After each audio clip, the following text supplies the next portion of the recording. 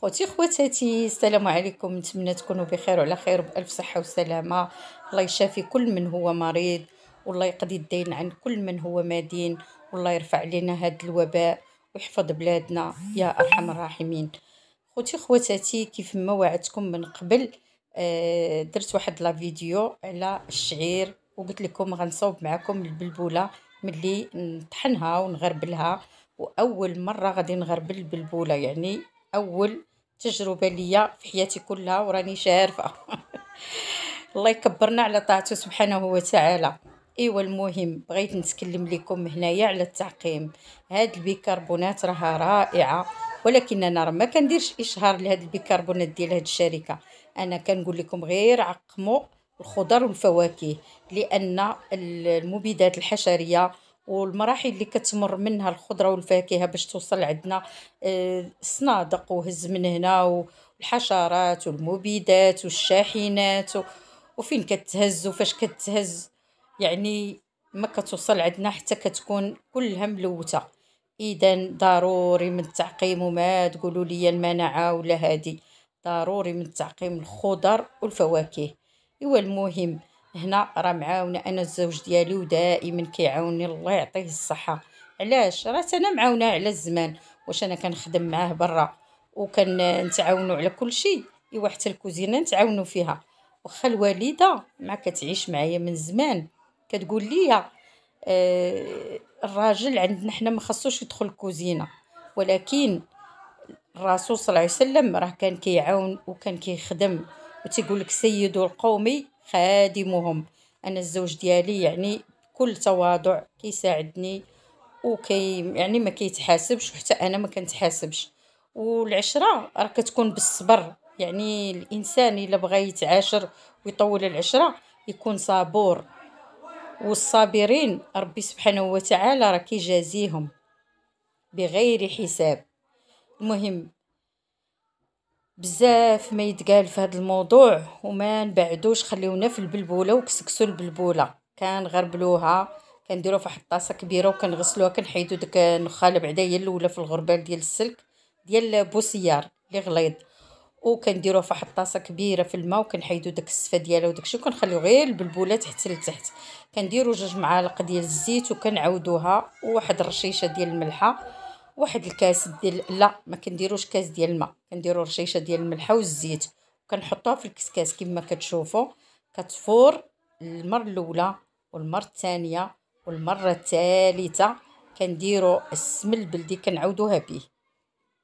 في الطنجره او البرمه كنديروا 2 بصلات مشلضين، وكنديروا الحيمات اللي غنديروا وكنقليوهم مع الزيت. كنزيدوا شويه ديال الماء طيب غليان، دائما ما يكون غليان.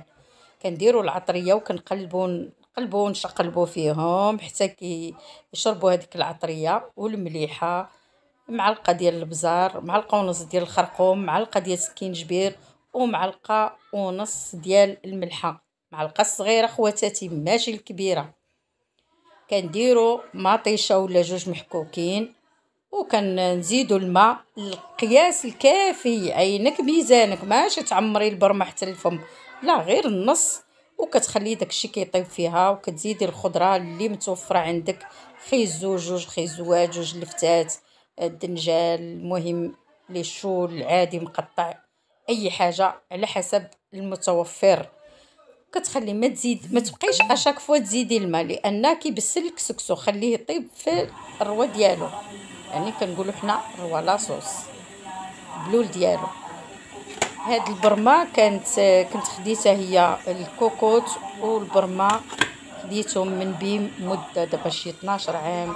راها تهرسات لها الصفاره ديالها وكانت رائعه، وقفلتها بالعجينه. كيقول لك اللي ما خراز تبع النفاد، كانت تقولها جده، هذا المثل كانت تقولوا جده. يعني الانسان خاصو يبريكولي ويخرج راسو من المشاكل، اي حاجه يحاول يلقى لها البديل. ماشي غادا نمشي نشري كوكوط حق حيت خسرات لها الصفاره، وانما كاين البديل.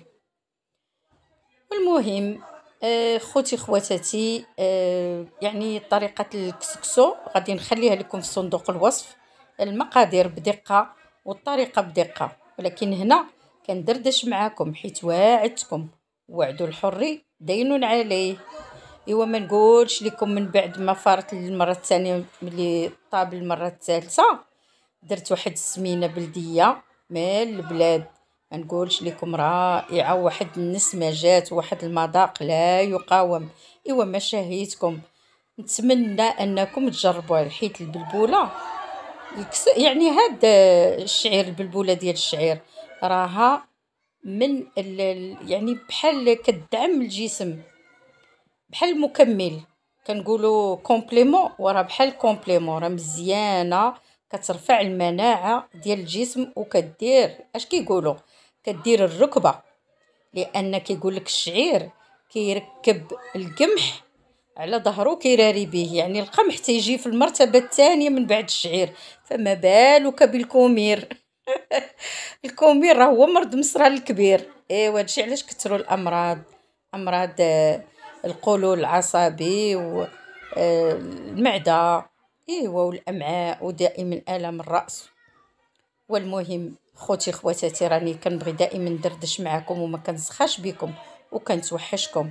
ما تنسونيش من دعواتكم، اعجاب وبارطاج مشاركه، ودائما غنجتهد باش نجيب لكم الجديد.